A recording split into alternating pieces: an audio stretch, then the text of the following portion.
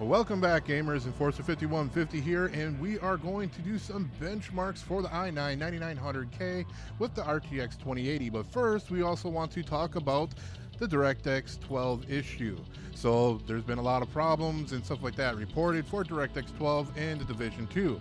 And we're going to kind of just do a benchmark on both DirectX 11 and DirectX 12, and then talk a little bit more about it after that. But what we're going to do in the beginning here is we're just going to start with DirectX 11, and we'll see exactly what kind of frame per second we're going to get and what we can kind of expect as far as performance on DirectX 11 first. Now, I am using the NVIDIA Shadow Play recorder, which has actually done a lot better. I only lose maybe about 3 frames per second at most now since the last update. Sometimes it goes up to about 5 frames per second that you'll lose, but not really that much. OBS was a lot more than that, and that was one of the reasons why I definitely steered away from it. Anyway, as we can see here, we are in DirectX 11 at 1440p. Everything is at the Ultra preset. And, we're getting around 80s for our FPS. So this is not too bad. It's pretty good, really. But DirectX 11 is the old type of version. And anybody that's been around for a while knows that, DirectX 12 is, what is meant to have more performance, give you more frames, just more performance in general. It's really more to be more vibrant. I wouldn't say vibrant. Visually astounding. It should look a little bit better, such as shadows and lighting and all that with DirectX 12. That's why a lot of people want to use DirectX 12 over DirectX 11. That, aside from the obvious performance increases you should be getting. But DirectX 12 in Division 2 hasn't really proved to be much of a benefit at this point in time. And we'll see here, so we're going to end out with we got about an 83 average. Mine shows 80, 81, but that's mainly because I started at a different time. So we'll say, 80. We got an 83 FPS, and we're using about 94% of the GPU. Now let's go ahead and switch over to our DirectX 12 and take a look at that. So here we are, DirectX 12. Everything is maxed out once again. And ultra preset, so not exactly maxed out because almost no graphics card can handle everything fully maxed out. Volumetric and stuff like that just decimates your GPU. And you can see here that basically everything looks a little bit better when you use DirectX 12. But that's not what we really want when we use DirectX 12. We're trying to get more performance. I mean, that's what DirectX 12 was really meant to do and was supposed to be revolutionary when it came out, which it obviously didn't happen because DirectX 12 had so many problems before. But now the main thing that you may be noticing right now is that the FPS is starting to go pretty much the same as we were seeing with DirectX 11. Now that's a bad thing because when you're using DirectX 12, you should be getting more performance, and that's one of the things I noticed when I went to Division 2 and turned on DirectX 12, and I turned on DirectX 11 and kind of looked at a comparison between the two.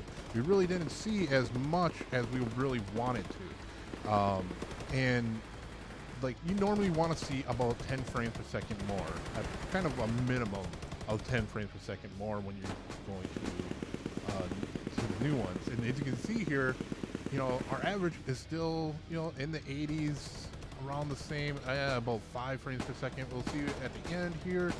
See, I'm seeing 87 on mine, and then we had like an 83 before. So we got 88. That's definitely not 10 frames per second more.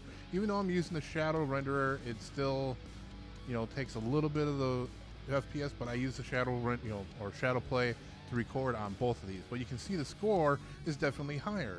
We have a score of 78, 75 on this one, and then we have 73, 96 on the other one. So when you're comparing them two, you can kind of tell that you are getting a little bit more performance, but you're not really getting a huge performance that you would normally expect when you're going to DirectX 12. Now when we look at the image quality in between the two, you should see a huge difference. But for some reason in Division 2, we're not really seeing a huge difference between them. I mean, you can definitely tell that there is a little bit better shadow quality between the DX12 and DX 11. But I mean, if I put it right in the middle here, you can barely tell that which one would be what.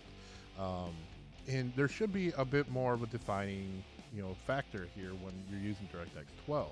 So I'm not seeing a lot of, reasons to say, hey, use DirectX 12.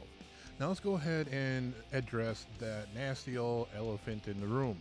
And that elephant happens to be DirectX 12, causing crashes and stutters. Now when the wife and I were doing our gameplay for Title Basin, we had plenty of these happen. And I'm going to show you a clip of this from the gameplay that we were doing, where we both were getting the same, not crash, but drop in frames at the exact same time.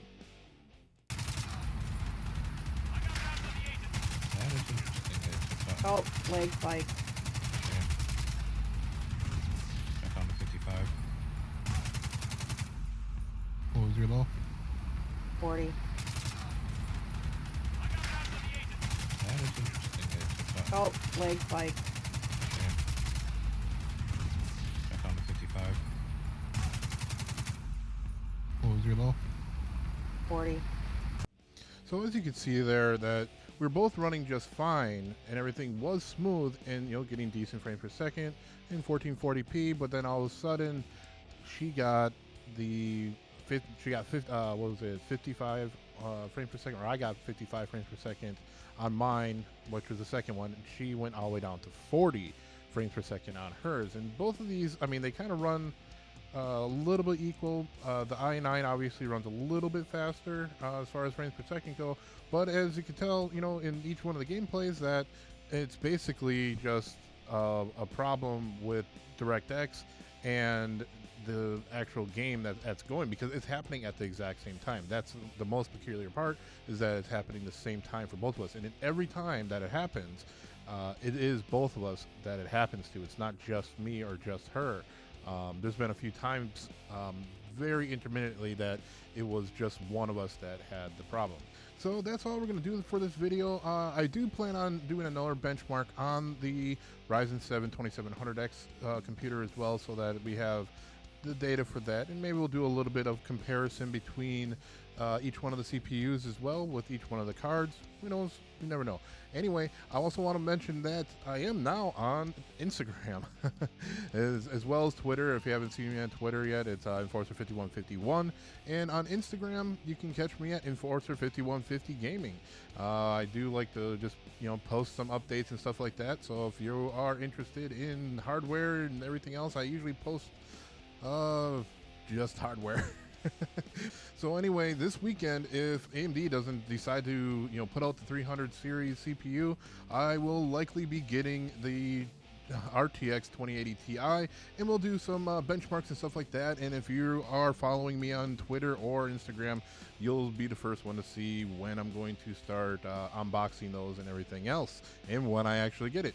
Anyway, I want to thank everybody for watching this video. Make sure you hit that like button and definitely subscribe if you're new to the channel. Y'all take care and happy gaming.